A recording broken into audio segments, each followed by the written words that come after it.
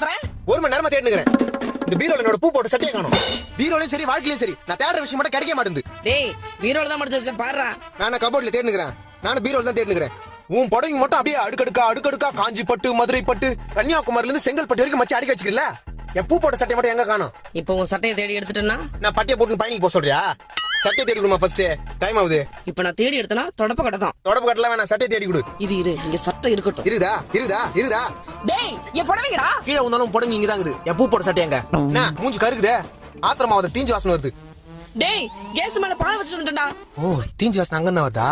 ஐயோ மொத்த பாலும் போச்சு. ஏமா என் பூ போட்ட பூ உன்னால என்னாச்சு பாத்தியா? பால் தீஞ்சு போச்சு. என் பூ போட்ட சட்டமா? டேய் இங்க பால் தீஞ்சு போச்சுன்ற பூ போட்ட சட்டையா? இந்த கருத்து நீ ஏன் பாத்துட்டு இருக்கற? என் பூ போட்ட சட்டையே இதாமா. பூ போட்ட சட்டை இதுதானா?